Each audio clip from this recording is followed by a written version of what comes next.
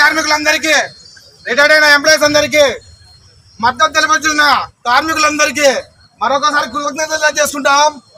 అయ్యా, గత సంవత్సరం కాలం నుంచి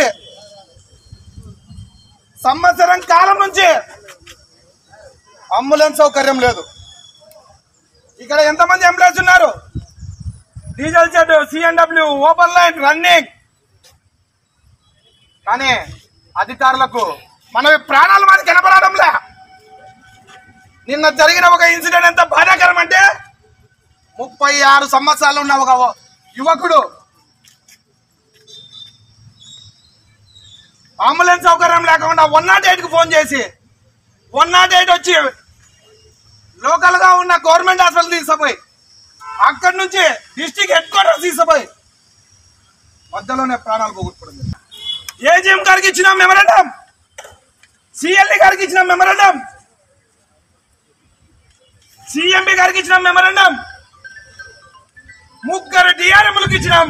కొత్తగా వచ్చిన డిఆర్ఎం గారిని 1 లక్ష మంది ఇచ్చినాం. మాకు అంబులెన్స్ సౌకర్యం కావాలి. ఫోన్ చేసా కూడా వచ్చి ట్రీట్మెంట్ చేస్తున్నారు. వాళ్ళకున్న ఎక్విప్మెంట్స్ కు మించి మనకు ట్రీట్మెంట్ చేస్తున్నారు. రిఫరల్ చేస్తే ఎంత పోవాలా?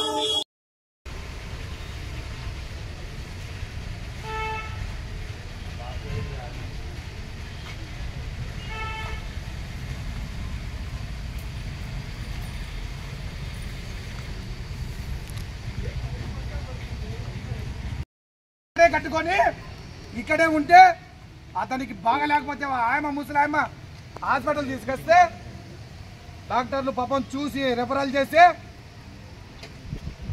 ఆయమకు ఎవరికి ఫోన్ చేయాలో, ఎక్కడ అంబులెన్స్ దొరుకుతుందో, ఎక్కడ వెహికల్ దొరుకుతుందో తెలియదు. ఏమిది? మా ప్రాణాలు మీకు లెక్కలేవా? ఎన్ని సంవత్సరం పాటు అంబులెన్స్ ఏర్పాటు చేసేకంతా మన గుంతకల్ డివిజన్ స్తోమత లేదా? టెండర్లు పిలుస్తున్నాం. ఎన్ని తూర్లు క్యాన్సిల్ అవుతాయి మీ టెండర్లు? కాబట్టి కడుపు మండి ఈరోజు మా ఏడీఎస్ నారాయణ ఆధ్వర్యంలో, శేఖర్ బాబు ఆధ్వర్యంలో, మా బ్రాంచ్ మొత్తం లోకల్ గా ఉన్న మద్దూరు యూనియన్ ఆధ్వర్యంలో ఈ ధర్నా కండక్ట్ చేస్తున్నాం.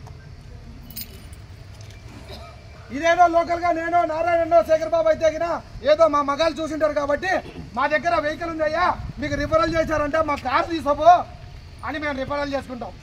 అదే ఒక హిందీ మన పరిస్థితి. ఇక్కడ రాజస్థాన్, మధ్యప్రదేశ్, బీహార్, జార్ఖండ్, కేరళ వివిధ ప్రాంతాల నుంచి వచ్చిన వాళ్ళు ఉన్నారు. వాళ్ళకి ఏం తెలుసు? ప్రైవేట్ అంబులెన్స్ తీసుకోవాలంటే ఎక్కడి నుంచి తెచ్చుకుంటాం? మన గుత్తిలో ఎన్ని ప్రైవేట్ అంబులెన్స్లు ఉన్నాయి? చిన్న దెబ్బ తగిలినా కూడా రిఫరెన్స్ చేసుకోవాలంటే కినా 6,000, 3,000, 4,000 వెహికల్ పెట్టిపోతున్నాం.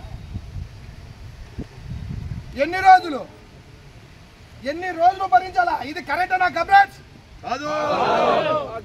ఈ మొండి వైఖరి అమలుపిస్తున్న సిఎంఎస్ గారికి, ఆమె ఒక మహానురాలు ఉండే సిఎంఎస్ గజలక్ష్మి అని మాజీగా లాస్ట్ ఇయర్ ట్రాన్స్ఫర్ అయిపోయినా ఆమెకైతే అమ్మ మా డాక్టర్ అమ్మ బాగా చూస్తుంది, ఆమెను ఎందుకు మా గుంతకలకు గుర్తికి అప్ అండ్ డౌన్ చేపిస్తున్నావు అని ఎన్ని రిప్రజెంటేటివ్ మా నారాయణ ఆధ్వర్యంలో చేస్తుంటే ఆమె చూగ్గని పల్లె అవయ్యా ఉన్న అంబులెన్స్ ఎక్విప్మెంట్స్ లేవు, ఎక్విప్మెంట్స్ ఇమ్మని చెప్పడం ఒప్పుకుంది, ఉన్నదాన్ని కూడా ఖండం చేసి పక్క పెట్టింది. ఏమంటే ఎక్స్పైర్ డేట్ అయిపోయింది. సరే అమ్మా ఎక్స్పైర్ డేట్ అయిపోతుంది నీకు తెలిసినప్పుడు ఆల్టర్నేట్గా ఒకటి అంబులెన్స్ ఒకటి చేయొచ్చు కదా. ఈ మొండి వైఖరి నశించాలి. ఈరోజు ఒక లెటర్ చూసినాం, సిగ్గుసేటు ఒక లెటర్ ఏమని ఇచ్చాడంటే మీరు ప్రైవేట్గా ఒక అంబులెన్స్ తెచ్చుకోండి, దానికి మేము డబ్బులు కట్టిస్తాం, మాకేంటయ్యా మీరే ప్రైవేట్ ఒక అంబులెన్స్ పెట్టండి.